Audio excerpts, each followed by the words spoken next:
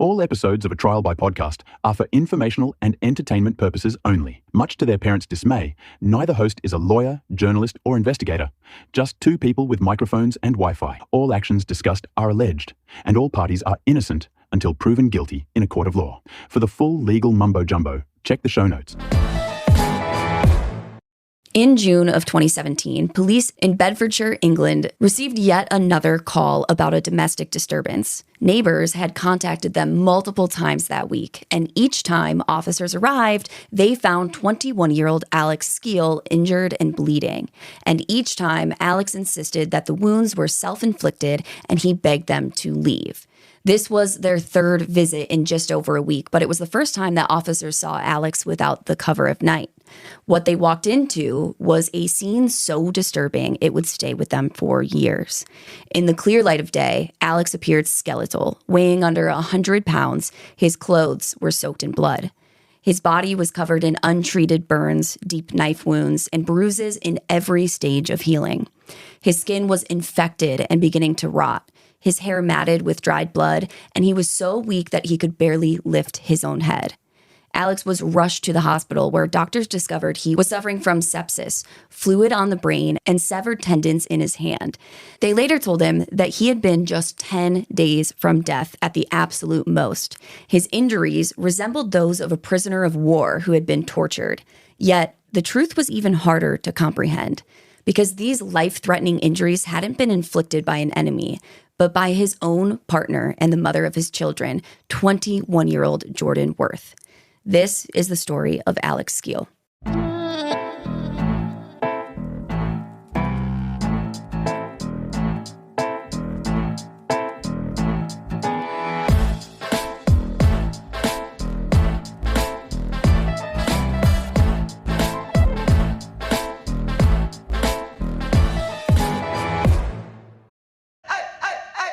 Meet the computer you can talk to. With Copilot on Windows, working, creating, and collaborating is as easy as talking. Got writer's block? Share your screen with Copilot Vision to help spark inspiration, and use Copilot Voice to have a conversation and brainstorm ideas. Or maybe you need some tech help. With Copilot Vision, Copilot sees what you see. Let Copilot talk you through step-by-step guidance so you can master new apps, games, and skills faster. Try now at windows.com/Copilot. Vitamin Water Zero Sugar has great taste, zero BS, and obviously zero sugar. For those with zero room in their calendar, zero patience for slow walkers, those who get 0 hours of sleep on a Saturday night, have zero filter, zero given, and zero interest in grabbing a plain, boring water. Grab a delicious Vitamin Water Zero Sugar today. This episode is brought to you by Netflix. So Netflix is basically Santa this year. 2 NFL games on Christmas Day, streaming live. At 1 p.m. Eastern, it's Cowboys, Commanders. Then at 4:30, you've got Lions, Vikings. Midwest football, playoff stakes, and probably some snow. Watching holiday football is a tradition the whole family can enjoy. Open some gifts, grab some food, settle in, and watch NFL Live on Netflix this Christmas Day. All right. Welcome back to the pod, everybody. I am your host, Kelsey, and I am here with my friend, Joseph, Joey. Say hi, Joey. Hi, Joey. So I am very grateful to Joey for coming to do the podcast with me. He's going to be with me for 2 episodes because we have a 2-potter for you. We've got today's episode, and then part 2 is going to come out next week on Tuesday. And this is a very crazy fucking story that I have for you guys today. And so everyone say thank you to Joey for joining us, because he just listened to me try and read that intro to you guys. And I had a Friendsgiving last night, and it took about 10 minutes for me to get through that 1-minute intro. So shout out to Joey. This is going to be a painful few hours for him. And it's a really sad, dark story, so it's not going to be fun. Little does she know she knows I work in education, so this is every day for me. Okay, yeah, you are just used to listening to teenagers try and read out loud. Yes. Yeah, that was like my nightmare at school, was getting picked to read out loud, and then I decided, like, you know what, let me do this for a career path. But it's less painful for you guys because I cut out all of my mistakes, so you're welcome. But before we get into the story today, I want to talk about our December fundraising campaign. If you guys are here listening every week, then you already know what I'm talking about. I will put a timestamp in the show notes to where the story starts, but I want to mention it every episode just so you guys know what's going on. So for the month of December, we are fundraising for the Sierra Vince Foundation. I told you guys her story, I think it was 2 weeks ago now. Sierra Vince was a 23-year-old woman whose life was taken by her boyfriend, and her mom and some of their family friends started the Sierra Vince Foundation to basically raise awareness about domestic violence and educate the Lorain County community. So they are doing great work. We are fundraising for them in a couple different ways.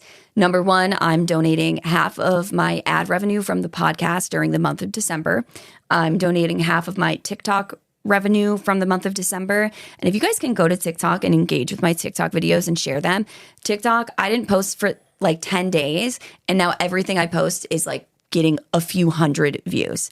And I'm like, of course, this is happening during our December giving campaign. I'm like actually pissed about it. So if you guys could go, if you have TikTok, go to my profile at A Trial by Podcast and share some of those videos. That would be awesome.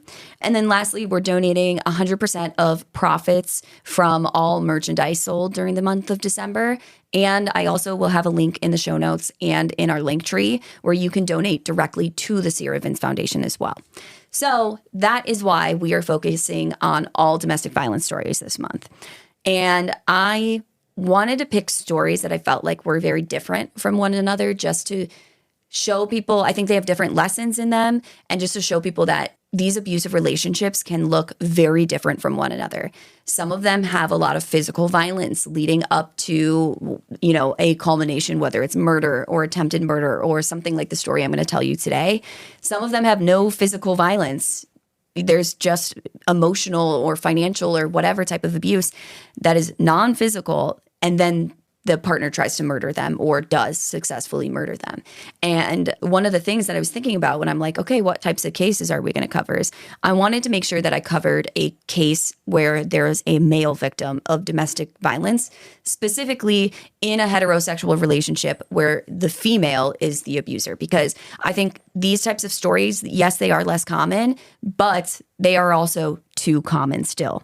And I wanted to highlight that this happens to men in heterosexual relationships, and that sometimes it might just be emotional abuse, but sometimes it is physical abuse as well. So I thought that was important to highlight, and that's why I was like, I need a man to listen while I tell this story. And that's why Joey's here. So we are grateful to Joey for being here. And yeah, I think that's all I wanted to say. I think let's get into the. Alex Skeel grew up in a loving family in Stewartby, Bedfordshire. Born in 1995 as a premature twin, he defied the odds as an infant. He was a miracle baby who even worked as a child model alongside football legend Gary Lineker. I assume because this is in England that they say football legend, that they mean soccer. Yeah. But I don't know who Gary Lineker is, and I did not Google it. So you guys tell me. I know all like the British listeners are going to be like, oh my God, you don't know who Gary Lineker is, but I don't. And I'm probably saying his name wrong, so sorry. The only thing I know about football, well, soccer, but I'll say football out of respect for the English. My friend's a big Manchester United fan, so if anybody's a Manchester United fan, go Manchester United. Yeah, go. You know what? I'm a Manchester United fan now. Well, now maybe all your listeners are going to stop listening to you. The only soccer team I ever got into was when I was working in Italy. I got really into, I don't even know if the team has a name, just like the Lazio soccer team. But that was fun. The Italians don't fuck around when it comes to football. So, are we allowed to swear? Absolutely, we're allowed to swear. Okay, cool. Joey, you think I'm speaking for 3 hours without swearing? Yes. Have you ever seen me do that? No, you're right. Yes. So yeah, absolutely. As a teenager, Alex was passionate about football, and he was described as, quote, a typical football-mad 16-year-old boy, end quote. In June of 2012, at age 16, Alex met a girl named Jordan Worth at a local college event. Some reports said it was a concert, but it wasn't exactly clear. Now, Jordan was about the same age as Alex. She was a former gymnast, and she aspired to become a teacher, and she was pursuing a degree in fine arts at the University of Hertfordshire. At first, Jordan seemed super caring. She seemed confident, loving, just attentive, just like a sweet girl. And she showed a real interest in Alex pretty quickly, and he fell in love with her just as quick. Friends and family initially saw nothing alarming. Jordan came from a stable background, and to outsiders, the young couple appeared really happy. However, Alex's family, especially his mother, soon noticed subtle changes as the relationship progressed. She would later say, quote, "The longer they were together and as the relationship grew, the mind games started playing," end quote. And that's one of those things that, like, I feel like we have all seen one of our friends get involved in that type of relationship, which I think abuse exists on a spectrum. And it's like, okay, this is a little unhealthy. Okay, this is pretty toxic. Okay, this is emotionally abusive. And it goes on from there. And so we've all seen this to where it doesn't end up becoming that abuse. But the mind game starting to play should be like a red flag that even if it doesn't become abusive, that this is maybe not the relationship for you. Now, at 16, Alex did not recognize these early red flags for what they were. He just was obsessed with Jordan. He really cared for her, and he brushed off these concerns. And he later admits, quote, "I was a bit clouded by what happened because at the time I loved her," end quote. And like, dude, when you're 16 and you're in love for the first time, there's no reasoning that can like get through to you. I feel like it's tough. One of the best quotes that I always misquote. Did you ever watch BoJack Horseman? Yes. Yeah. Okay. Yeah. There's a quote. Oh my God, what's the owl that's played by, I think it's Lisa Kudrow, Phoebe from Friends. Her and BoJack have this really toxic relationship, and they end it, and she says, you know, something along the lines of like, when you're wearing rose-tinted glasses, red flags are just flags, or all flags are like something along those lines, where it's like when you were basically you're so obsessed with this person, like even the red flags just look like flags. Oh my God, Joey. Well, that's the writers of BoJack. I didn't come up with that. I know, but you shared it with me and with everybody listening, and I fucking love that That's quote. what I'm here for. Yes. This is why I knew Joey it was going to be great. Well, we've all had friends in these very manipulative, toxic relationships, even in high school. Like, I had a buddy in like big dude, but his little girlfriend would like beat the shit out of him. Yeah. I'm not laughing because it's funny, but it's just like, it's real, you know? And like everyone kind of like brushed it off, and he was able to he broke up with her, but it was like a whole thing. But some people can't do that. Yeah. For whatever reason. Like they're so manipulated by the other person, or they're so like infatuated with them. They're like, we can get past this. Right. And that's what happens here. And I feel like you guys are going to really see the progression of how these things escalate over time, and how this person becomes like gets to this point where they feel trapped. Like they feel like they have no choice. They can't leave. They can't stand up to this person. They can't do whatever, because especially when it comes to men being abused by women, people say, well, how can she be abusing you? You're bigger. You could, you're stronger. You can overtake her, whatever. And I think that's why I picked this story, is because you can kind of see that progression and how these things unfold. And that's the thing, though, is like Alex just loved Jordan. Like he was just excited to be in this relationship. And in the early stages, it all started small, right? Mm-hmm. There was some controlling behavior, but it started as these really small things. She started to criticize Alex's appearance and started deciding what he could wear. Like, no, don't wear that, wear this, that type of thing, where it's like, it's not really like an abusive behavior. It's just like, okay, that's a little bit controlling. Right. But we all do that to a certain extent. It's normalized to a certain extent. Like, I can't tell you how many times I've seen, my boyfriends in the past have put on an outfit, and I'm like, oh, so is that what you're going to wear to this thing that we're going to? Yeah, that's great. But like, also, what if you wore this instead? Yeah. Because men are just generally embarrassing sometimes.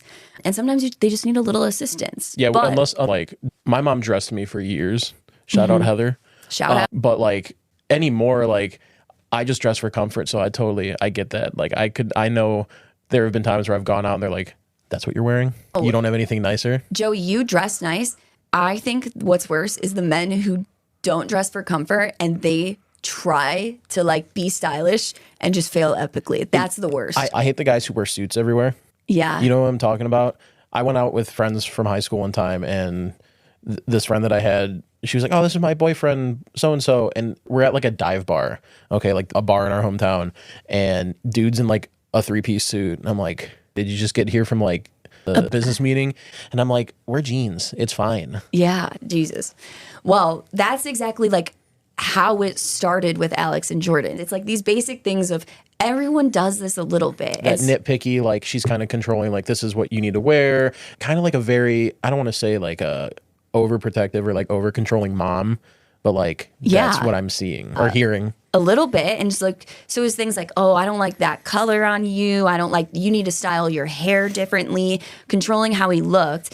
And Alex just complied, just kind of thinking like, oh, you know, I should trust her opinion, kind of trying to avoid conflict, you know, if he doesn't go along with her preferences. And I also think it's like, well, this is the person you're in a relationship. You want them to like the way that you dress or the way that you look, the way that you do your hair. Well, and he was a baby model, for Christ's sake. Like, dude's got to be pretty good looking. Yeah, dude, he's a handsome guy. And he never like took it to heart. Like he never took it personally. He didn't really see it as a negative. He just kind of thought like, oh, she's giving me feedback to like make me better in a way. And I think that's like a natural reaction to this. But over time, these like little things just kind of grew. They became more erratic, more possessive in nature. Alex's mother, Geraldine, she definitely had some concerns about the relationship, even with these early on red flags. But she wasn't particularly alarmed by them. She just kind of saw it as like some normal teenage jealousy, just immature first love sort of thing. And Alex's family always tried to treat Jordan as part of the family. They were a really close-knit family. Alex had a twin brother, and they just all wanted to get to know her better and kind of like bring her into the family. But Jordan always seemed to resist this. Like she didn't want to be a part of the family. She would complain to Alex that he spent way too much time with his family, which that's a big red flag. Yeah. Of like, you spend too much time with your family. It's like, no, that's a good thing to be close with your family. Jordan, do we have any background on like her family situation? A little bit. She is living with her parents at this time. Okay. So we know that it's not like they don't talk or anything like that. And from what I read, I just read that she had a stable upbringing. Okay. So I don't know that the relationship was necessarily great or perfect, but I didn't read anything that led me to believe that it was like bad or abusive. Right. I think it might just be that information isn't out there. But I think, you know, I like to believe that something leads to this type of behavior that we're going to hear about. It's a nature versus nurture thing. I agree with you. It's like you don't just pop out and you're like, okay, I'm going to go be really manipulative and evil and do terrible things. It's like you kind of have to learn that. And that's what I just don't know that much about her upbringing. They say a stable house, but I don't know. Now, still, even if she didn't have the best household, that's the thing is like, Alex had a great family, and they're trying to like share this with her. You would think she would like try and cling to that. Right. Like, especially if she didn't have a great home life. And for her 18th birthday, Alex's parents even treated the young couple to a short overnight trip to London to celebrate her birthday. So it's Jordan, Alex, his parents, his siblings, and they go to London. They spend the day walking around the city. And then that night, his parents paid for everyone to see The Lion King. Yeah. Or whatever they call it in London. I don't know if it's called Broadway. Oh yeah, I don't know what it would be called either. But where do they have it? It's called Piccadilly Circus. Is that where the shows are, or is that just like their Times Square? British people, tell us in the comments. Yeah, tell us in the comments. So they do this. The whole day goes smoothly. They have this nice day walking around London. They go to the show. They have a good time at the show. And then after the show, they all go back to the hotel for the night, which again, remember, Alex's parents are, I assume, paying for all of this. And so they go back. It's been a long day. Alex hops in the shower to wash the day off of him, you know? And when he gets out, Jordan is gone. She's not in the room. And it sounds like they had their own room, just Alex and Jordan. So he starts calling her phone, but she refuses to pick up. She's not picking up the phone. And so he gets to this point where like he doesn't know what to do. So he goes to get his parents. And they're freaked out because she's been gone for a bit now. She's not answering the phone. She's 18 now, but like she's a teenager. She's still a kid. They brought someone else's child with them to London, and now she's like gone missing and not answering the phone. So they're panicked and they start frantically searching not only the hotel, but once they've kind of like searched the main hotel area, they start searching the surrounding area, like around the hotel for over an hour, freaking out, fearing the worst. And like they know that she left of her own volition because she was in the hotel room, but it's also like, you don't know like why she left or what she's going to do or whatever it is. So after searching high and low for an hour, Jordan just reappeared in the lobby and she starts laughing at the family for being so concerned. She's just like laughing. Oh, I was just kidding. It was just a joke, just pranking you guys. Oh. Making them search after this long ass day that his parents took her on this trip, paid for this whole thing, and she's making them search for her for over an hour, freaking out. And then she's like, haha, joke's on you guys. This is a bigger red flag, I would say. Yeah. After that, I'd be like, all right, we got to talk.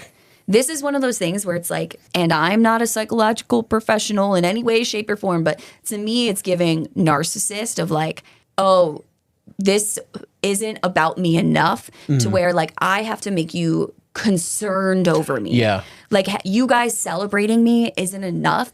I need you guys to be concerned about me for a little bit.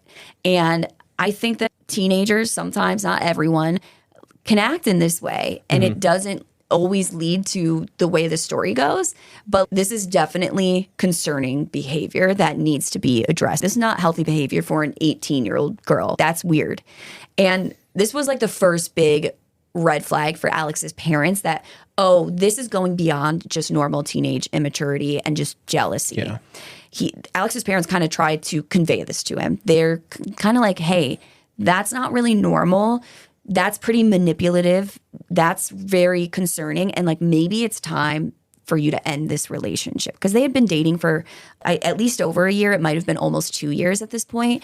But they're like, hey, it kind of seems like maybe you're outgrowing this relationship because you're maturing as normal and she is not. Yeah. But Alex like just kind of justified it to himself. He's like, look, that's not who Jordan is.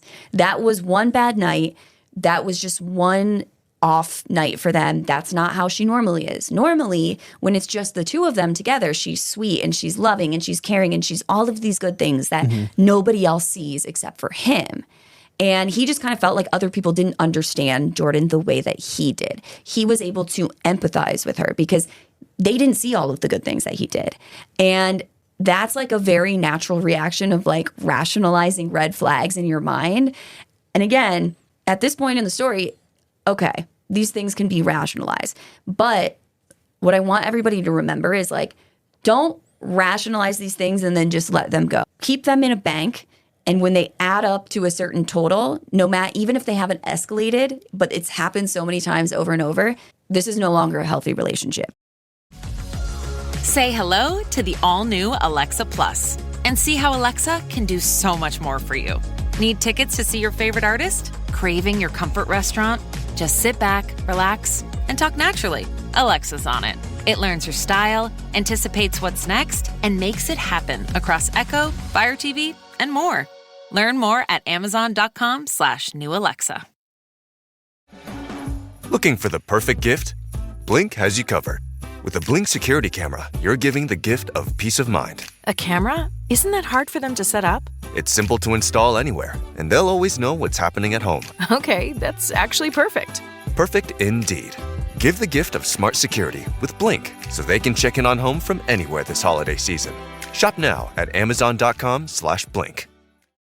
Adobe Acrobat Studio, so brand new. Show me all the things PDFs can do. Do your work with ease and speed. PDF Spaces is all you need. Do hours of research in an instant with key insights from an AI assistant. Pick a template with a click. Now your prezzo looks super slick. Close that deal? Yeah, you won. Do that, doing that, did that, done. Now you can do that with Acrobat. Now you can do that with the all-new Acrobat. It's time to do your best work with the all-new Adobe Acrobat Studio. The Lincoln Wishlist sales event is happening now. Here's what's on everyone's wish list. Enjoying holiday jingles with brilliant 3D audio that surrounds you? Check. Watching snow flurries through the panoramic Vista roof? Check. Packing up presents with the spacious Lincoln Splitgate? Check. Everything you want. All standard on the 2025 Lincoln Navigator SUV. Visit your local Lincoln retailer or learn more at Lincoln.com for exceptional offers on 2025 Lincoln vehicles today. I feel like this is going to lead to like worse and worse red flag situations where she does like weird things like this. It's like, I think her disappearing act was kind of like her testing the waters. Like, okay, I've got this dude in the palm of my hand. What can I get away with? You're right. That is such a good point. It's a test of, do you care enough about me to be worried when I go missing and I won't answer my phone? Like, do you care enough about me to show me the reaction that I want out of you? if I go missing for an hour. And it's totally a test, and it's pushing the boundaries of like, are you going to react in the way that I want you to? And he does. And like, that's not a healthy thing to have that like worry over, oh, I know I have to react in this way, or this person is going to, there's going to be consequences if I don't. And that's where it's very unhealthy. And Joey's right. This is about to grow over time because Alex continues on with the relationship. And later that year, the couple took another trip together. This time, it was just the two of them. And 18-year-old Jordan and 17-year-old Alex went on a vacation to Egypt. Okay. Which is the craziest shit I've ever heard. Yeah, that's like, okay, that'd be the equivalent of, well, any, like, I'm glad that, like, their parents were cool with it, but, like, there is no way my folks would have let me, like, they didn't like me going to Columbus when I was at 17, 18. That's the thing is, like, I did a lot of solo travel when I was younger, and it's great. But I just was surprised. I'm like, because he was only 17 at the time. They were, like, very close in age, but she was a little bit older. I'm like, how was he allowed to just leave the country without his parents? Like, he wasn't even an adult yet. I don't know exactly how. Like, maybe they had to write some sort of note or some sort of passport or something. Yeah, I don't know how that works either. Yeah, like, I think that's crazy. Like, to even as a teenager, I think to travel unaccompanied domestically, don't you have to, like, get a note or something? I don't know. I think it's a certain age. But, yeah, I mean, going from, they lived in Britain. Yeah. And so going from Britain to Egypt, you know, it's not like, you know, hopping over to like France or hopping over to Spain. It's like you're going to a completely different continent. Yeah, that's crazy. And like, I want to go to Egypt. I'm fucking jealous of well, I'm jealous of going to Egypt. When you hear how the trip turns out, I'm not that jealous of it. Because like while they're in Egypt, Jordan disappears again. She just disappears, leaving Alex at the hotel, freaking out, looking for her in Egypt. And he's alone. Like he doesn't have his family because losing Jordan in London while his family was there, that's one thing. Losing her in Egypt with no adult to help him like navigate the situation and just being in this foreign country, which, you know, that's an entirely different beast. Right. You've done more traveling than me, but like, I'm assuming they were staying at a hotel. So there's got to be, you know, maybe the hotel speaks English and there's some English signage around. But then once you get like out of the vicinity of the hotel, you're kind of SOL. Yeah. And it's one of those things where like, if she goes missing in London and you're familiar with London, not that, you know, any big city is the safest place on earth. At least she's familiar with it. She can ask for help if she needs it, whatever. Even if you know when you're in Egypt that she's doing this on purpose, again, you are also still concerned of like, okay, but like what if she gets lost and she can't find her way back? What if, you know, she's out there walking around alone and someone, whatever, like there are things that could bad things that could happen to her, even though she's doing this on purpose. Right. You know what I mean? And it's just, I can't even imagine. Like, that would have sent me over the fucking edge at that point. Like, that's crazy shit to do. And this is no longer, I feel like, in my mind, I don't know how you could rationalize this one. He does. I think it's just being so young. Yeah. I mean, like, and at that, especially at that age, like, I hate to use the term puppy love, but it's like, you know, it's your first love. It's, you know, he probably, after the first couple months was like, oh, envision, you know, wife, couple kids, house, job. I know I definitely did when I was in high school. Yeah. But it's like, after this, like, how do you come back from that? Like, first she does the disappearing act with his family, which, first of all, like, if that was my family, oh my God, they would have, my mom would have beat her ass, like, legit. And then second, like, doing this now, it's like, I'd find her and then be like, yo, find your way home. Like, I'm going back home if you want to keep doing this stuff. Right. But I mean, like, I get I don't get the rationalization of it, but like, I think this is my thing is I think number one, young men aren't educated on the signs of like coercive and controlling behavior in the same way that young women are. Yeah. Because we expect it to happen to young women. We don't necessarily expect it to happen to young men, which is why I chose this story. But it is one of those things where we're older, we're wiser, we've been burned by this type of behavior before. And it's one of those things where I pointed out to tell you guys, you shouldn't rationalize this type of behavior. Correct. But I'm not putting blame on Alex for rationalizing it. See, he didn't have the information. He was young. He was in love. You know, it's not his fault what happens to him. I want to make that very clear. My point is, let's learn from him and learn from his story. And that's why he shares his story. He wants other people to learn from his, where, you know, he says, I made mistakes and I would do things differently. And he wants people to learn from it. So that's why I say that. And a lot of this leans on the gender thing too. Let's look at it. So they're in Egypt together. She goes missing. Okay.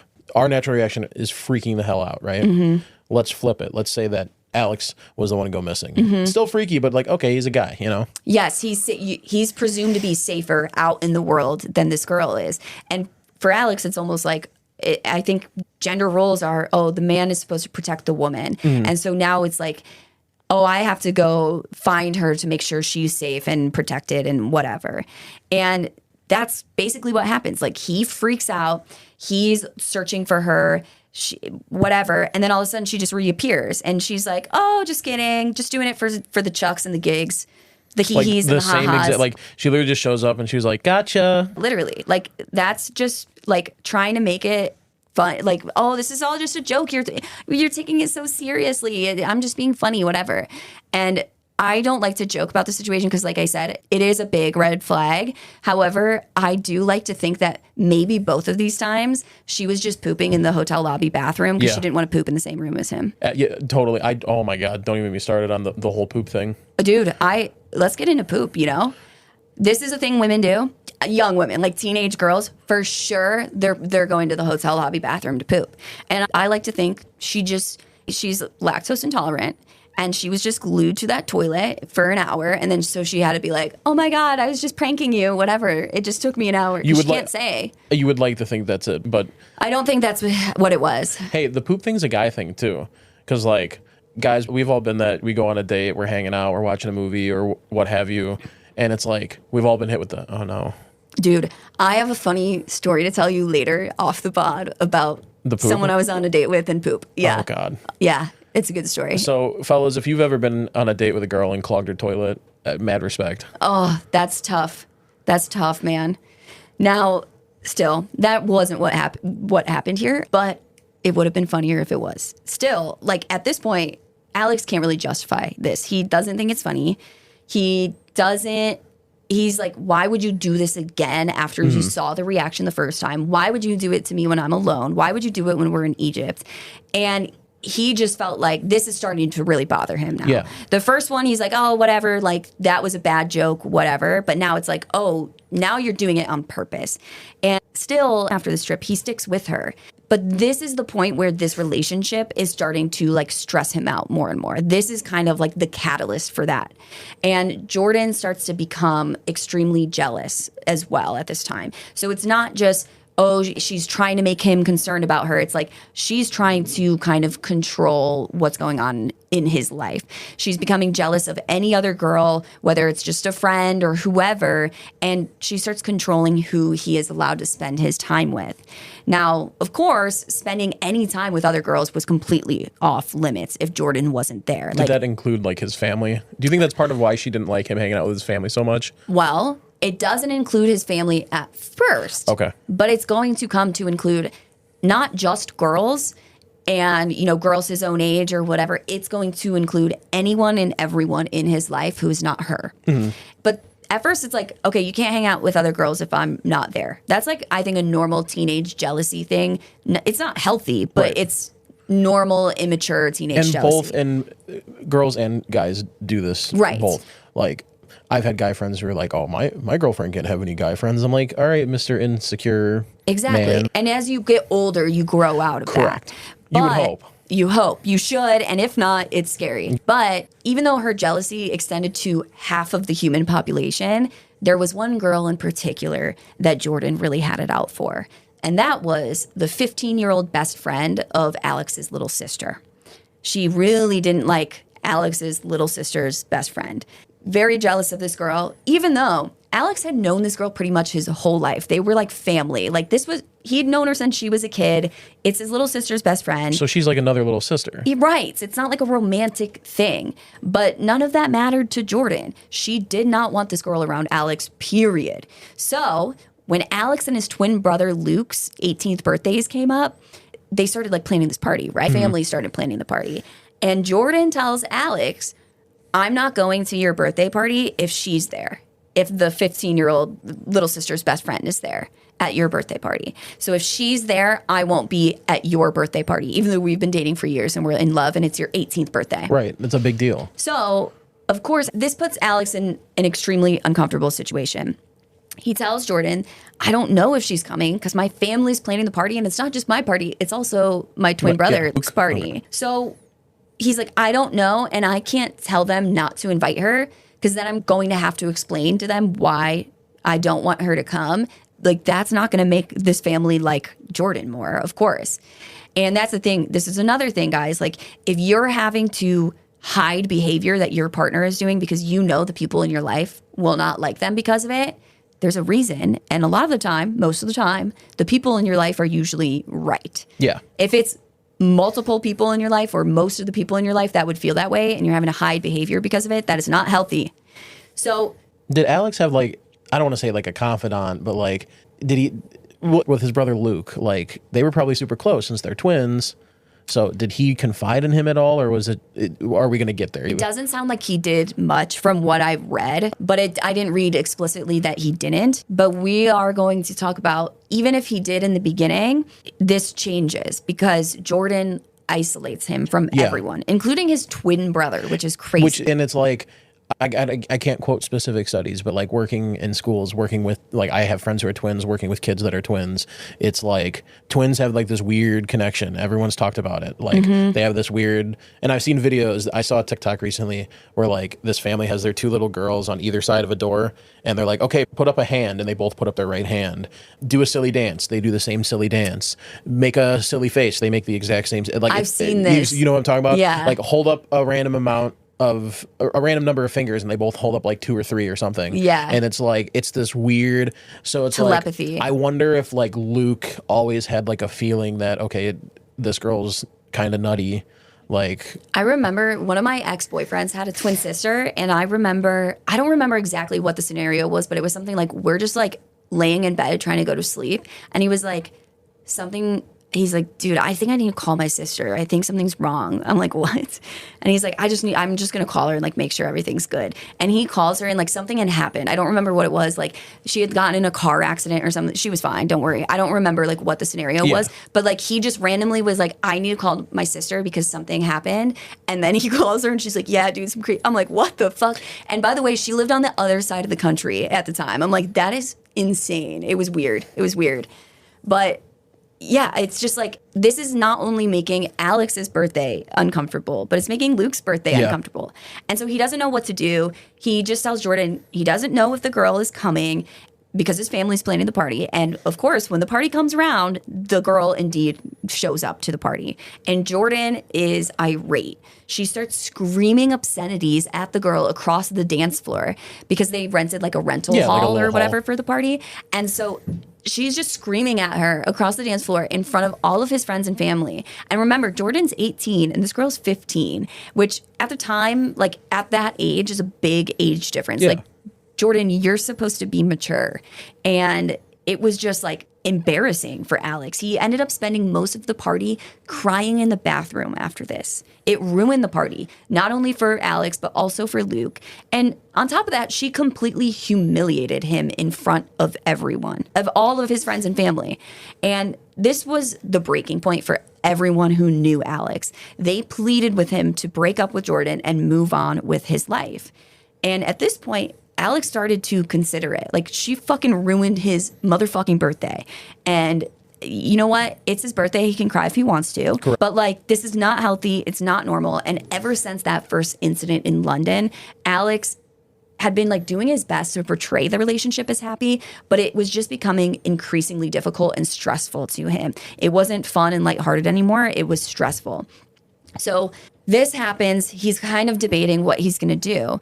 And right after the birthday, Alex discovers in his phone some text messages that Jordan had sent from his phone telling some of his family and friends that he didn't want to talk to them. Wow. That is immediate red flag Guys, do not justify this behavior. Break up with whoever you are dating. If they're going into your phone, pretending to be you, sending messages to people, telling them not to talk to you, this is not just unhealthy. It's not just toxic. This is someone who is emotionally abusive and manipulative.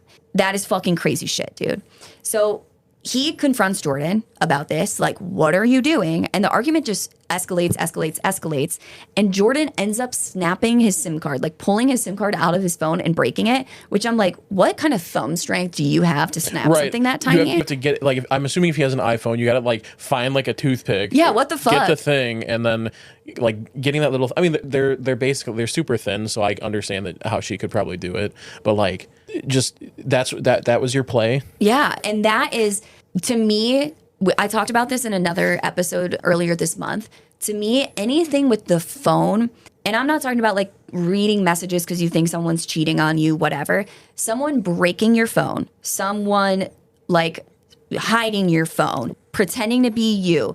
To me, the phone is symbolic, and this is your connection to the outside world, to the people that you love and that you want to talk to. So someone breaking your phone that is a fucking major red flag. Now, if you fucking cheat on them and they're like freak out and break your phone, like, is that healthy? No, but like also cheating on them isn't healthy. But I'm talking about like they're just mad that you're talking to your family or something, or they're sending messages. Like, this is a no-no. This is not good. And Alex agreed. He was like, that was the final thing for me. I can't do this anymore. Why are you trying to cut off my contact with my friends and family? And so Alex breaks up with Jordan and he ends the relationship. And this episode is brought to you by McAfee. I got a message that our flight was canceled. But they can put us on another flight and we just need to confirm our credit card info. Wait, I got a security alert from McAfee. It flagged that message as a scam. McAfee's scam detector automatically spots and alerts you to suspicious texts, emails, and deepfake videos. Learn more at McAfee.com/online protection. With new, gentler scented Clorox disinfecting wipes, clean finally smells as good as it feels. On everything from lamps to ceiling fans. Even on your kid's toy shark. Oh, ouch. Clorox disinfecting wipes. Now available in crisp lemon. Find it on Amazon. Clorox. Clean feels good. This podcast is brought to you by Carvana. Carvana lets you buy your next car on your terms. Explore a massive inventory online, filter for what matters, and find your perfect match. Then choose delivery to your home or pick it up at one of Carvana's iconic car vending machines. Every car also comes with a 7-day money-back guarantee, so you can make sure it's the right fit. Buy your car on Carvana. Delivery or pickup fees may apply. Limitations and exclusions may apply. See our 7-day return policy at Carvana.com. Carvana. This episode is brought to you by eBay. Buying parts for your car? You'll know that will it work feeling. But on eBay, buying parts is different. eBay's free returns means if it doesn't fit, or if it isn't what you expected, you just print a label, drop it off, and get your refund fast. No haggling, no stress, and at least 30 days to return any eligible item. Millions of parts, free returns. eBay. Things people love. Eligible items only. Exclusions apply. Like, they're on the spot. Well, good question. It was after, I don't think it was there on the spot. I think it took a couple days, but that was like the breaking point for him. Are they living together or were they just? No. Okay. No, not at this time. But a few days after he breaks up with her, Jordan stops by the Skeel household to drop a bombshell. She was pregnant. I saw that coming. Do you think she's pregnant? No. That's exactly what Alex's mom thought. She immediately assumed that this was a desperate lie, that this was emotional manipulation to get Alex back. So she says, I want you to take a pregnancy test right here, right now. And Jordan agrees. So Alex's mom goes and gets a pregnancy test. She has Jordan take the pregnancy test. And to Geraldine's shock and horror, the test was positive. She was pregnant. She had to do something. Tell me she did something like really fucked up. Oh, of course she does. Of course she does. So Alex, who was 18 at this point, was drawn back by this news. He wanted to be done with this relationship, But at the same time, of course, he wanted to be a part of his baby's life. Right. And he wanted to help support Jordan and the baby financially. However, he wasn't able to do so because after she came over and shared the news that she was pregnant, Jordan pretty much dropped off of the face of the earth for over a year. Just disappeared. No one in the Skeel family had been able to like track her down or get a hold of her. I don't know like where the fuck she was. Like they end up living with her parents after this. So like I don't know if she was just living with her parents the whole time, but like she was refusing any contact with them.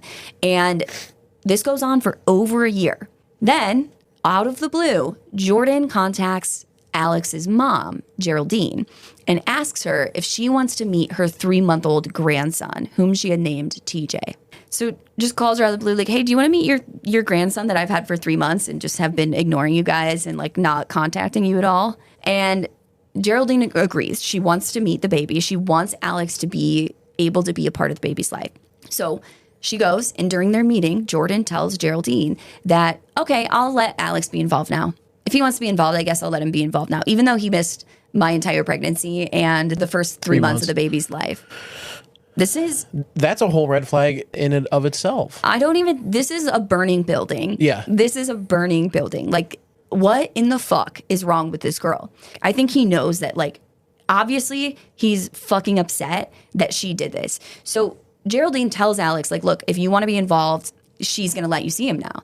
And Alex wants to be, but he wants nothing to do with Jordan. So he asks to meet the baby without Jordan present, which it sounds like Jordan let him. But over time, they start to have to co-parent, and then she's there. And over time, Jordan gets back into his good graces. She seemed different. It had been over a year. She seemed like the baby really made her grow up. She had grown up. She's more mature. She's taking care of this baby. They're co-parenting. They're getting along while they're together.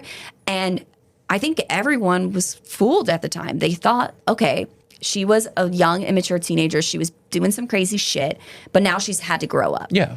And after about a year of this co-parenting, the couple was back together. Okay. So I want to be clear, that doesn't just happen in a split second. That happened over time and it took Jordan, in hindsight, Jordan was manipulating all of them the whole time.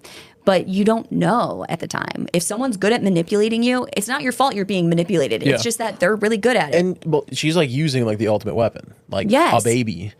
Your child. Yeah, your grandchild. Like she's like, hey, you know, it's like she's the carrot is in front of the stick in front of you, but it's not a carrot. It's your fucking baby. Yeah, and that's the thing is, as soon as they are back together, that's exactly what she does. Anytime that there's a hint of him being unhappy or like wanting to leave, it's like, well, do you want to see your kid? Right.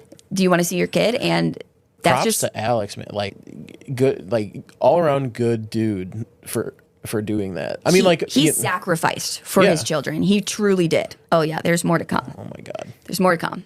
So basically, they get back together.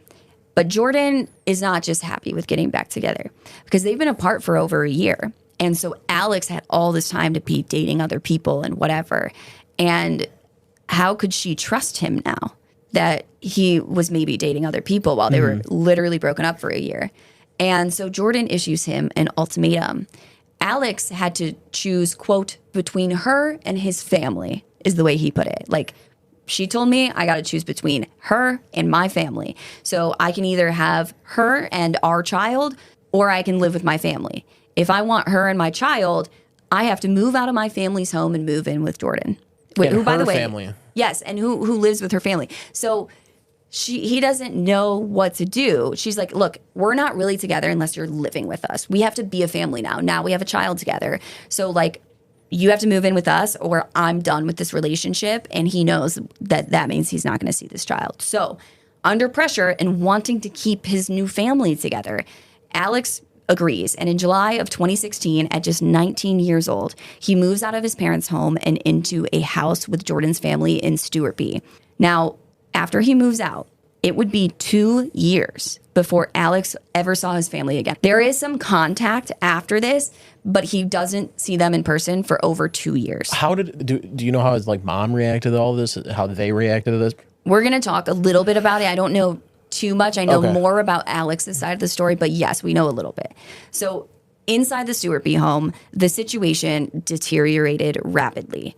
Of course, Jordan at first she seemed like she was mature, she had grown up, all of these things. But as soon as she has Alex in the house and like she's got him back, like wrapped around her finger a little bit, she starts systemically stripping away every independence that Alex had and breaking him down emotionally. So we're going to go over a ton of behavior. Some of this, the order in which these things happen was kind of unclear to me. I did my best to kind of put them chronologically. Sometimes, like, I'm listening to different interviews with him, so he's only telling one piece of it, and so I don't know what things came before or after. But we're going to see a pattern of behavior here, and the pattern is cutting Alex off in multiple different ways. So one particularly cruel manipulation came when Jordan falsely told Alex that his grandfather had died. She said that she had talked to his mom on the phone, and his mom had called to say that his grandfather died. And Alex was extremely close to his family all of his life. He's devastated by this news. He breaks down in tears for hours. He's sobbing, like crying, wants to see his grandfather. He hadn't seen him in a while. And Jordan's sitting there, like, watching his grief. Then, hours into this, through his mourning, she's like, let me back up there. He starts to question her. Is she sure? Like, is she sure that that's what happened? Because he's not hearing it from his mom himself. And she's like, yes, I'm sure. Why don't you call your mom and confirm it with her? Call your mom. Why would I make this up? Call your mom. And that was enough for Alex to be like, okay, like, she's telling the truth, right? So now he's like fully believing it. And so he doesn't even call his mom. He's like, that just made it seem credible. Finally, after he's sobbing for hours, she's like, actually, that was a test. Your grandfather's fine.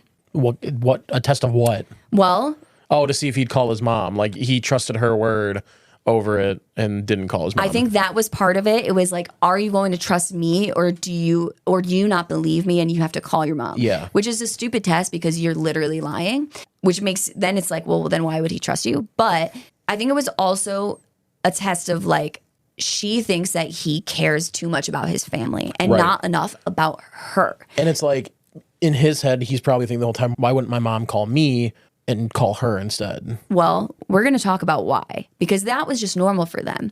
Jordan was in charge of his phone and his outside communications, and we're going to get into that. But that was normal. Like, if people wanted to talk to Alex, they had to go through Jordan. So she's like, oh, I'm just fucking with you. That, you know, your grandpa's fine. And then she starts, like, berating Alex for caring about his family too much when he should be focused on Jordan and their son, TJ. She's like, why are you so worried about them and not about your own family when I just lied to you and told you that your grandpa's dead? But anyway, so this is, like, just an example of the psychological torment that she was inflicting upon Alex. And this left him just confused and then guilt-ridden for showing emotion, because she was able to gaslight him and make him feel bad of, like, you're right, I don't focus on our family enough. Which I think, when I'm just kind of saying it to you guys in a sentence, it's hard to understand why he would feel that way if this has never happened to you. But I think I've seen this in, you know, to lesser extents in my friends' relationships, where it's like, no, you know, my friends are like, I felt so bad, this, and that. And I'm like, no, why do you feel bad? He's the one that's doing this to you. And then he's making you feel bad for having a reaction to it. And that's what Jordan's doing here. This is obviously an extreme example of that, but she's doing this in smaller ways all the time, it sounds like. And she was beginning to make it clear to Alex that contact with family and friends, it was always going to carry the consequence of ending in a major argument, of ending in an outburst from Jordan, where Jordan would gaslight him into feeling bad for giving too much attention to others and not enough attention to her. But she didn't just stop at the emotional manipulation. At first, it was just those small nudges discouraging him from seeing certain friends, you know, making him, like, almost Pavlovian training of, like, oh, you're going to start to learn that when you have contact with friends and family, you're going to be punished through my outbursts. Yeah. And so that's going to then decrease your want of having this contact with friends and family, I was right? just thinking that, like, she is Pavloving him right now. Dude. Like, okay, you're going to contact your family. I'm going to berate you later. And it's like, you don't want to feel like that. So it's like, then you stop the behavior. It's Pavlov. You stop doing it just because you don't want to deal with her bullshit after. And so that's how this starts, right? It's just this manipulation of like, I'm going to make you hate doing this. And she's doing that. But it grows to where she's now taking his phone. She's sending messages from his phone to his family, telling them that Alex doesn't want contact with them, which she had done before. But now they're living together. Now they have a child together. It's different. He can't just leave. And Alex later explains that at the time, he still felt like they were in a happy relationship. He still loved her, and he knew that she loved him more than anything on earth. So when Jordan began suggesting that they try for another baby, Alex was excited. And in just a few months, Jordan was pregnant again. And here's the thing. This is kind of where any contact he has with the outside world is going down. Now he doesn't want to be in contact because there's consequences. Then she's in charge of the phone. So it's like, if he wants to talk to his family, like, I'll text them for you. They can call me. I'm going to be like the in-between to control this relationship between you guys. And are they still living at her parents' place? Yes. So what are they doing? Oh, well, I know you said that you... No, this is a big fucking question mark for me throughout this story of where the fuck these parents are and what they are doing. Because this, I guess, maybe could be hidden from them, but we're going to get to behavior that for sure could not have been hidden from her parents if they were all living in a house together, and I don't know what the fuck was going on in this house. Maybe it's like, you know how we have like the duplexes around? Maybe they lived in a duplex and like Jordan and Alex lived below or above. Maybe. I don't know. I wish I did, because I cannot figure that out, because it gets crazy. So he's just like, okay, well, I love you too. He loves his son. And I think also when you're becoming isolated, if you have a child, but you're becoming isolated from everyone else you love, you probably are like, this child is my favorite person. Obviously, it's the only thing that brings me joy. For sure, let's have another one. So Jordan's pregnant again. They're very happy at first, but of course the elation doesn't last very long. Jordan, at first, like, it's just, they're living in this happy little bubble and everything's all fine and dandy. And then pretty quickly she goes back to her old ways. And at this point, she starts accusing Alex of cheating on her while they had been broken up for that year. Do you guys hear how that sentence doesn't make sense? They were on a break. They weren't on a break. They were broken up. Friends reference if you don't get it. But they were like broken up for over a year because she literally was like, hey, I'm pregnant, and then literally stopped talking to him and had the child without him, and he missed the birth of his son and all of these things. But she's like, I know you cheated on me while we were apart and literally broken up, and I refuse to speak to you. Listen, if I was Alex, I would like stay away from women that entire year. Well, that's the thing, is like, she used this as like reasoning of why Alex can't be trusted. And she gaslit him into empathizing with her, because she's like, oh, I'm pregnant. I don't know exactly what she was saying to him, but like, I'm just trying to imagine. I imagine it's like, oh, I'm pregnant. Maybe I'm not feeling great about my body. And I know you dated a girl while we were broken up, and like, what's to say you're not going to leave me for her and whatever. And by the way, those are like natural, normal emotions that someone might have. But the reaction she has to those emotions is not normal. She's accusing him of cheating. Again, that's the term she's using, which that's not what it was. Mm-hmm. And she used this for reasoning of like why he can't be trusted. And she begins to use this as the justification of why she has to control his communications, why she has to be in control of his phone, because, well, you can't be trusted to not be cheating on me while I'm pregnant with your child and I'm carrying our child and bringing our child into this world. So I'm just going to feel better if I'm in charge of your phone, so I know that you're not cheating on me. And so like you can kind of see empathize in his mind. And unbeknownst to those around him, she starts taking over all of his accounts, all of his phone, all of his connections to the outside world. So Alex's parents and his twin brother Luke would like have to go through her because she's intercepting all of the calls and text messages. And when it's text messages, they don't even know that it's her. And eventually they find themselves completely unable to reach him. Jordan had took over Alex's social media entirely, going as far to set up a Facebook profile in his name that she controlled. But no one knows. It just looks like it's his profile.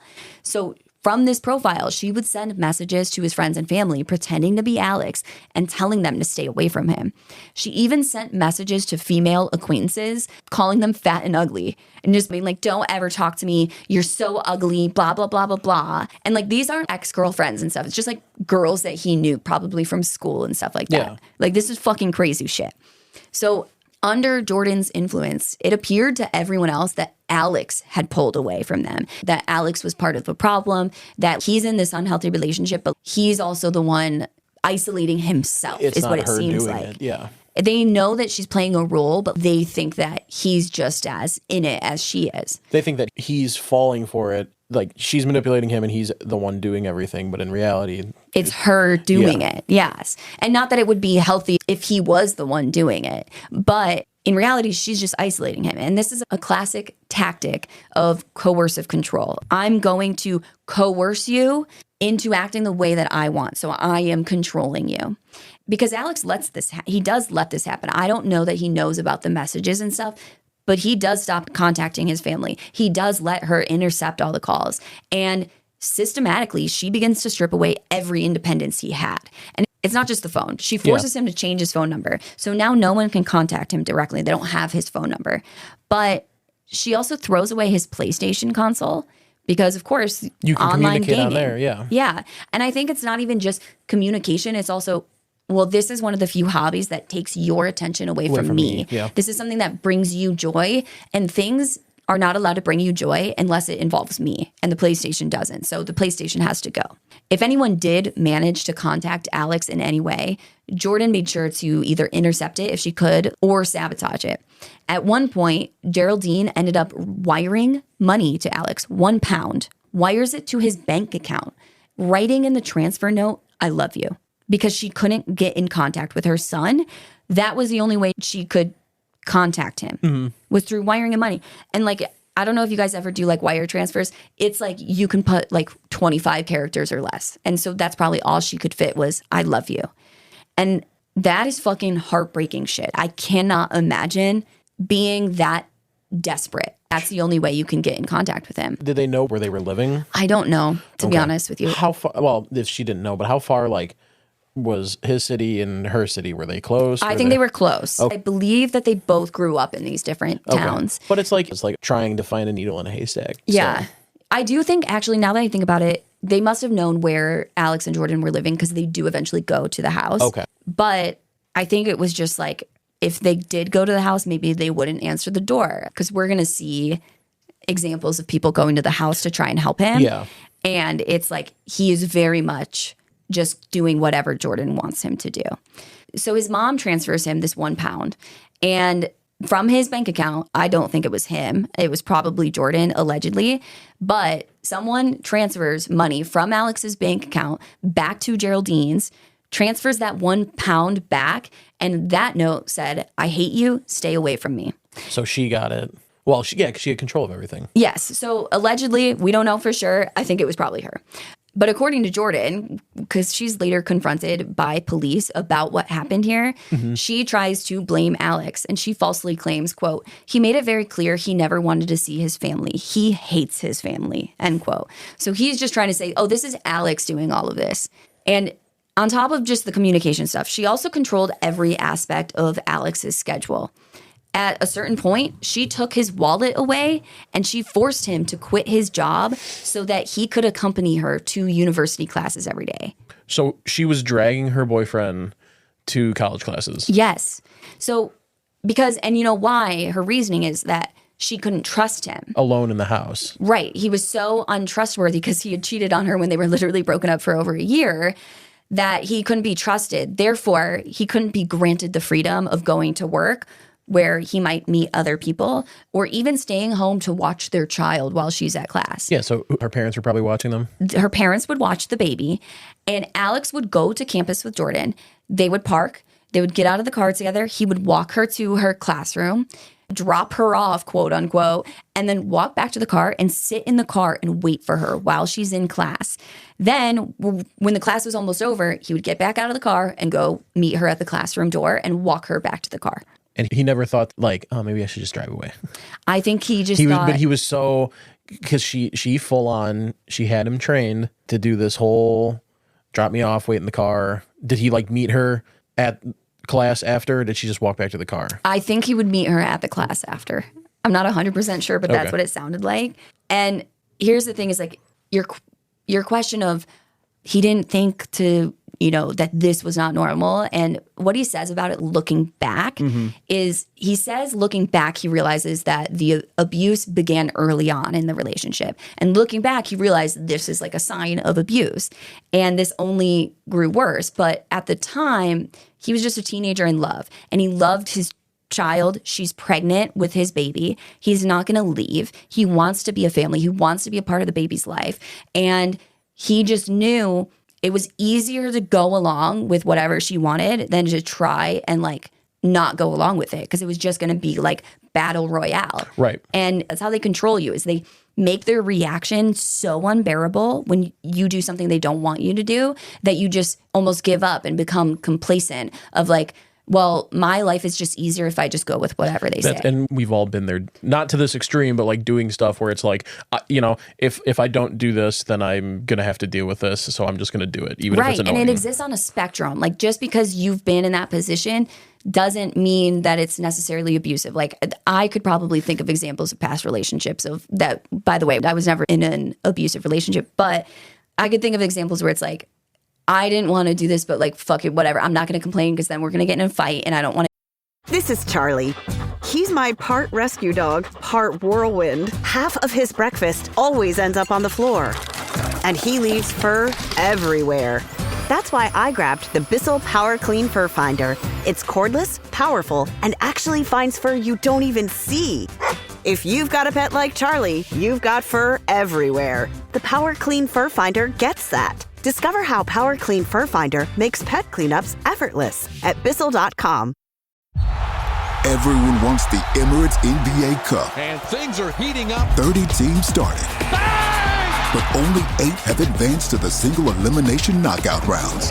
To survive, they'll have to be hungry, relentless, ruthless. Are you kidding me? They all want the cup, but only one team can claim it. Who will capture the cup? Emirates NBA Cup semifinals, Saturday on Prime. This episode is brought to you by Greenlight.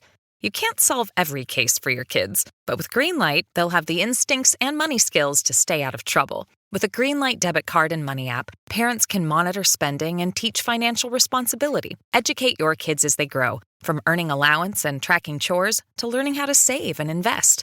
Start your risk-free Greenlight trial today at greenlight.com/Spotify. At IKEA, your dreams can come true. Well, maybe not the ones where you're being chased by a monster. We're talking about kitchen dreams. And there are IKEA products and solutions for all of them. Whether it's a whole new kitchen, a statement glassware set, or just new cutlery. If you got big dreams or small dreams in any size or budget, IKEA can help you bring them to life. Visit IKEA.us/dreamkitchen to learn more. Dream the possibilities. Get in a fight and it's not worth it, whatever. And sometimes that's just compromise. Not when they're making you quit your job and take them to class and sit in the car and wait for you and walk you to the door and stuff. Like, that's not compromise. I'm just like, how are they getting money for the babies? There's a lot of stuff of this story that are question marks for me. That's a big question mark for me because she makes him quit his job. Like I don't he know. wasn't working, obviously, because she was going to school full time. And It didn't sound like she was working. I don't know if just her parents are supporting them and paying for them. I just don't know, to be honest with you. But it is a big question mark for me. Like, where are her parents? What are they saying about this? What are they seeing? And where is the money coming from? Those types of things. I don't know. Because, like, also, if I were her parents and, like, my daughter's having children with this guy and then he just quits his job and he's not working and I'd be like, what are you doing, bro? Like, do something to support the family, you know? And, yeah. But after years of gaslighting, emotional manipulation, and financial control, Jordan's abuse escalated from just psychological and financial to physical. Because, by the way, I don't know if I might have mentioned it later in my script, so sorry if I mentioned it twice. Not only does she make him quit his job, but like she took his wallet away. Yeah. And he doesn't have she eventually takes the phone away completely. I don't know if she did, like, by this point, but like, so he doesn't have a job. He can't even spend money. So it's not just cutting off contact with people. Like, he he couldn't even get away. It'd be really hard for him to get away even if he wanted to, because like he doesn't have a car. She's controlling every aspect of his life. And that's another big thing for abusers is they make you rely on them financially. That's like a great way to control somebody, is to be in control of their finances. So still starts psychological, starts financial, and it does become physical. By late 2015, they're getting in fights. She's hitting him, all of those sorts of things. Hitting is not normal in any type of relationship, and it is definitely not normal when a woman hits a man. I think sometimes they show that in movies and the man just doesn't hit back, which you shouldn't. If a woman hits you, don't fucking hit her back. But like women, you can't hit men. I don't know why that's like, we try and act like that's okay sometimes, but it's not. So she's hitting him. Again, it's one of those things where I think he's normalizing in his mind, like she's really mad. It doesn't hurt that bad, whatever. And Alex would later say that, quote, the physical violence happened for about 9 months, end quote. So yeah, there had been some hitting, but it really escalates in April of 2016 when the couple visits a theme park. I believe the children were with them, because they described it as like a family trip. So during this family trip, Jordan began accusing Alex of cheating. Alex denied this because, of course, he wasn't cheating on her. It's like, how could he? Like, he doesn't have a phone. He doesn't have a car. He's stuck at the house. He sits outside of class fucking waiting for you. He doesn't have a job. He's always with you. And he didn't cheat on her. But, of course, Jordan refused to believe him. She told Alex that he needed to make up for it, because he's obviously cheating, so he needs to make up for it by making their day at the theme park a great day. And in order to do this, the way that he's going to make up for it is he's going to go buy a pack of sleeping pills from the store and come back. And he's confused, but he's like, fuck it, whatever. Like, I want this to be a good day. So he does. He goes to the store. He gets sleeping pills. I don't think they're like prescription. I don't know what kind of sleeping pills. And he comes back and she says, take them all. Take all of the sleeping pills. Again, I don't think that these were like prescription pills, so I don't think it was like a kill yourself type of thing. But it's going to fuck you up. It's probably, I don't know if it's melatonin or magnesium, I don't know what it is. But so he does. He listens. He takes all of these sleeping pills. And he says that the rest of his day was spent in a non-verbal drugged up haze. And they're just walking around this theme park and he's like, I couldn't even talk type of thing. And her whole thing was like, we're going to fight all day unless you take these sleeping pills, so you just chill the fuck out and like whatever. This is, I don't even know where her fucking head was at. Like, I've never heard anything like that in my life. That is some crazy, crazy shit. Well, in front of their kids, like. Exactly. I think this is a very important step here, because you see that she doesn't physically force him to take these pills. But she makes him do it. Yes. She tells him to do it, and he does, because she has trained him that her reaction is going to be worse than him just taking these fucking sleeping pills. Yeah. And he knows it. And I think there's people who, again, when you think about men and women, you're like, well, why doesn't he just say no? He could overpower her. You can't like literally force these down his throat. And again, it's like she's just slowly trained him over years. So this is where, like, if you are just going along with whatever because you fear your partner's reaction, you need to evaluate if you're in a healthy and safe relationship, because this is not healthy or safe. For you to like literally fear their reaction over something is crazy. So once the physical abuse had begun, virtually every day brought a new attack or humiliation. Jordan frequently hit Alex with household objects. Then she began using harsher objects, such as hammers, knives, and even screwdrivers. Anything she could find that was going to hurt him. Being beaten with a hammer or having his arms sliced with a knife during a fight became a part of daily life for Alex. So it was like they'd get in a fight, she'd come at him with a knife, and he's like trying to block her, like putting his arms up. So his arms would be all sliced up with these knives. On occasion, she would even burn him. And we're going to get to the burns because this shit's crazy. That's just an overview of what goes down over a period of 9 months. Of course, it doesn't all start at once. It all escalates over time. It goes way back to the disappearing act. She's testing how far she can push him before he snaps. Because like, I agree with the whole, if a woman hits you, don't hit back. Like, he was raised right, but it's like at a certain point, and it's happened to me before, where I used to be a bar back. They were too cheap to hire a bouncer, whatever. And like, going to punk shows, hardcore shows, and mosh and shit. And it's like, you know, that's a different world. But like being a bouncer, most of the time, the people causing issues were drunk women. Mm-hmm. And I cannot tell you how many times a 40-year-old drunk woman getting in my face or poking me or slapping me or whatever. And it's like, it's taking all of the strength of me not to just pick her up and move her and get her out of the bar. I mean, if someone's coming at you with a fucking knife or a hammer or whatever, at that point, you can punch her in the face. I'm cool with that at that point. 100%. But she also had him trained. Like, he probably still loved her. That's the mother of his children. He doesn't want to do that because it's also like, okay, if I argue with her and try and verbally fight with her, this is her reaction. What's her reaction going to be if I physically fight back? And that's a really good point. The point of he probably still loves her. And I think when you're deep into something like this, it feels like you will never have love again like this in your fucking life. And the reason that she's doing all of this is because she just loves you so much and no one else understands. And I'm glad you brought that up because I think that's an important point to remember while we're talking about all of this throughout the story. I think everyone should remember that this isn't a loveless relationship. And I think if you've never experienced abuse before, we probably like to picture these as like loveless relationships, but I'm sure that that's not how it feels at the time. And she probably loves him too, but it's like this weird fucked up, like he's like an object to her. Right. She loves controlling him and like all of these things. And I wish there was a word for it. Like, because to me, it's not love, but she thinks it is. Right. I think she believes it's love. It's like, think of it like this is a stupid analogy. Did you see Barbie? Yeah. The movie? It's like Ugly Barbie. Or not Ugly Barbie. You know what I'm talking about? It's like the Barbie that you're like, man, I love this thing. What happens if I light its hair on fire? Oh, yeah. You know what I mean? Like weird, fucked up, like kids do weird shit. But it's like that thing. Like it's in her case too, it's like she thinks she's punishing him and it's like she might not claim or maybe think like she doesn't want to, but she's like, it's the only way to keep them together. I don't know. Yeah. Like here's the thing is, all of this stuff about her accusing him of cheating and whatever, I don't think it's like just this tactic, this strategy she's created in her mind. I think she believes it. I think she's literally delusional. Like, it's impossible for him to be cheating on her at this point. Like, it's just not possible.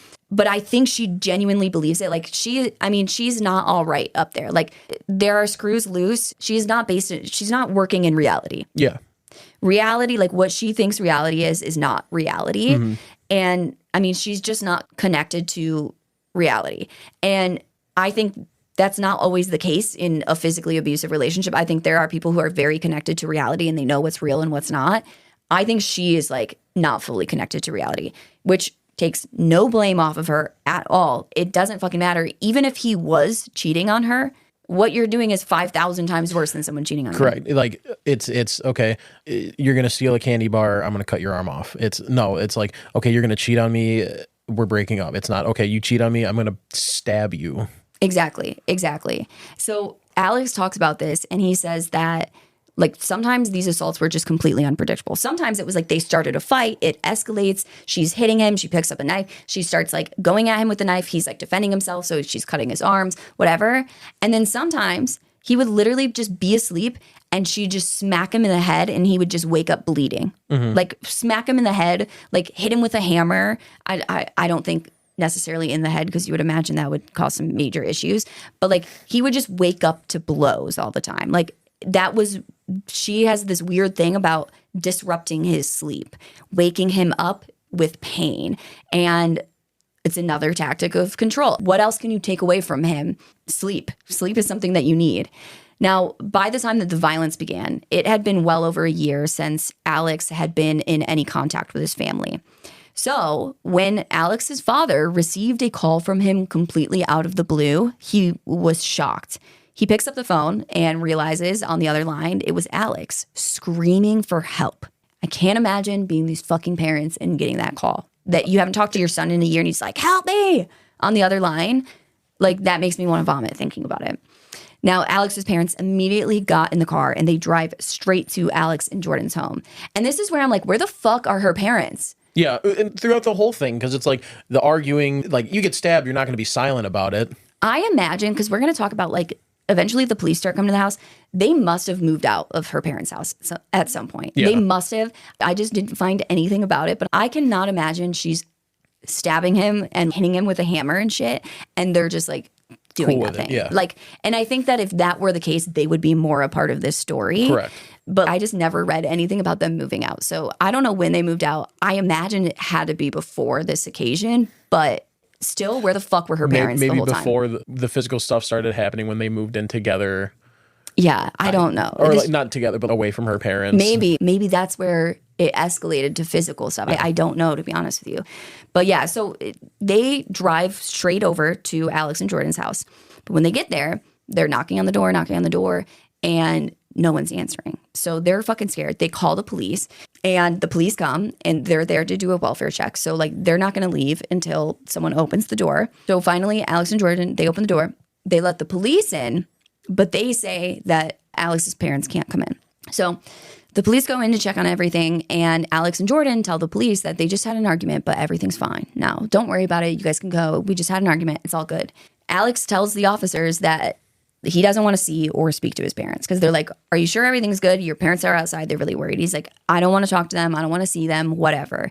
And so the police don't really have a choice. They just kind of have to leave him there. And his parents don't have a choice. They just have to leave him there. And at this point, they're scared. They're wondering what Jordan was doing to their son, but they're also worrying about TJ and what's going on. Yeah. And the unborn child.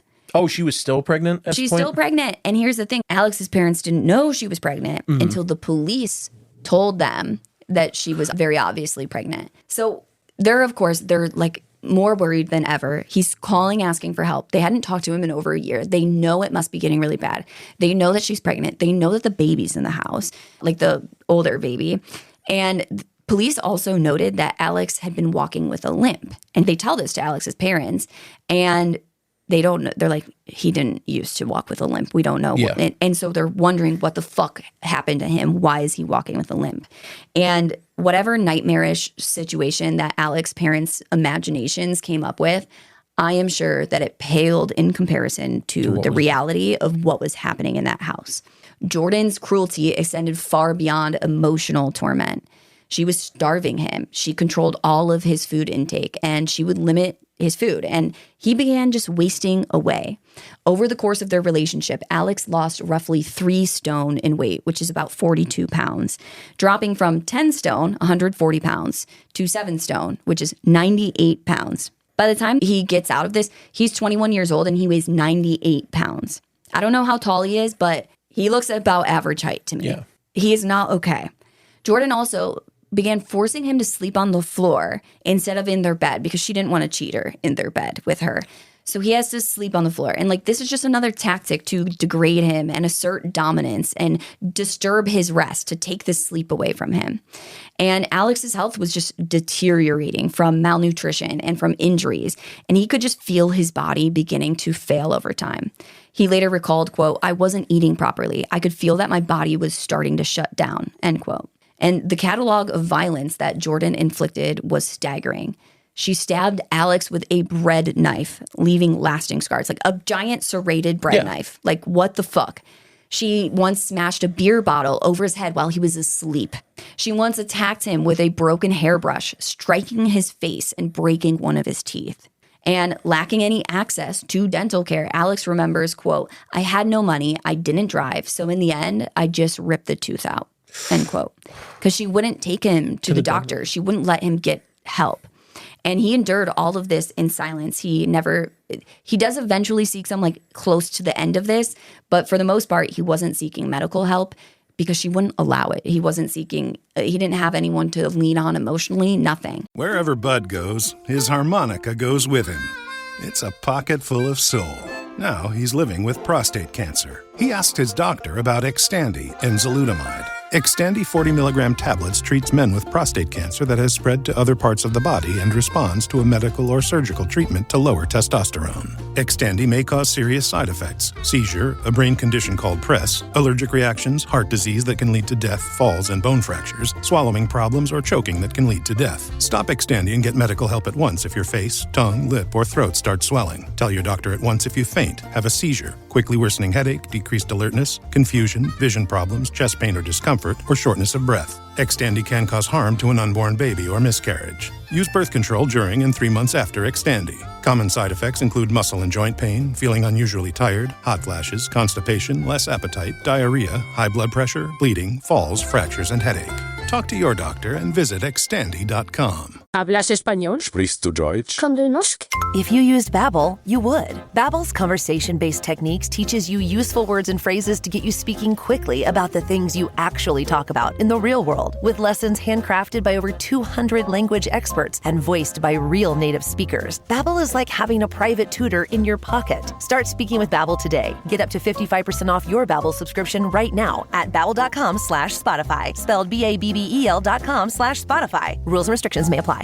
This is a real good story about Bronx and his dad, Ryan, real United Airlines customers. We were returning home, and one of the flight attendants asked Bronx if he wanted to see the flight deck and meet Captain Andrew. I got to sit in the driver's seat. I grew up in an aviation family, and seeing Bronx kind of reminded me of myself when I was that age. That's Andrew, a real United pilot. These small interactions can shape a kid's future. It felt like I was the captain. Allowing my son to see the flight deck will stick with us forever. That's how good leads the way. Well, it's because he'll be in the outside world. If he's meeting with a doctor or a dentist, it looks weird when like she would probably be like, oh, I want to be in there with him. And doctors are trained to like, they're mandated reporters like teachers. Right. So like they know the signs of like fucked up shit. Right. So it's like, and she must know that for whatever reason. Yeah, exactly. And it's like the minute they realize that, you know, you might see it in like shows like Grey's Anatomy or whatever, like the abusive husband comes with their wife and it's like, oh, we need to check her out too. And it's like she keeps him from that. And it's like you're saying, she's taking all of the good things in his life away. Like even the basic necessities, sleep, food, I'm assuming water. And this is an important thing that we're actually about to get to is there's nothing good left in his life. He's emotionally and physically unstable. And so to like look back on this and be like, even before like the actual really bad like stabbing and this kind of stuff, I think all of us are like, what the fuck? Don't you know she is like gonna kill you eventually?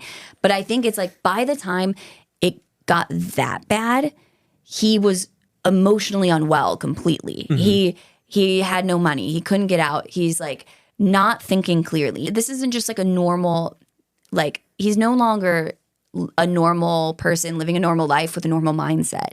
She has stripped all of that away from him. And she did it methodically, strip enough away to where I can do this, then strip a little bit more away so I can do this bigger thing, then strip a little bit more away so I can do this. And it happens over time.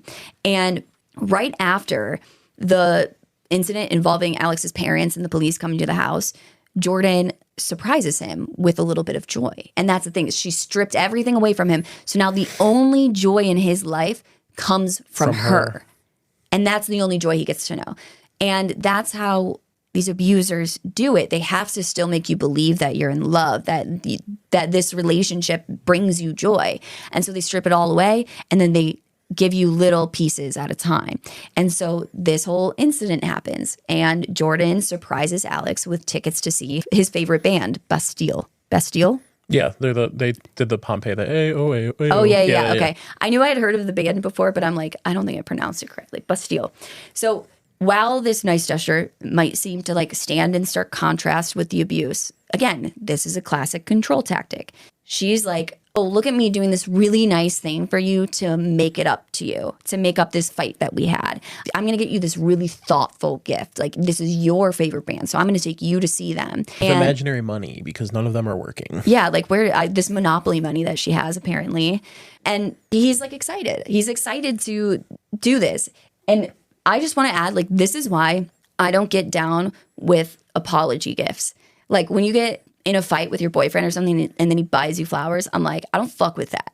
Yeah. That ruins the flowers. And I don't want the flowers. Like, I just want you to apologize and like whatever. No apology flowers, no apology cake, just fucking sorry for being a dick. And then like you can do something to make up for it, but like don't do something petty like that. Like just, or don't even do something like just do better. Yes. Like how about you give me the apology? Let's make up first. And then maybe a couple days later, give me flowers of just, I just wanted to do something nice for you.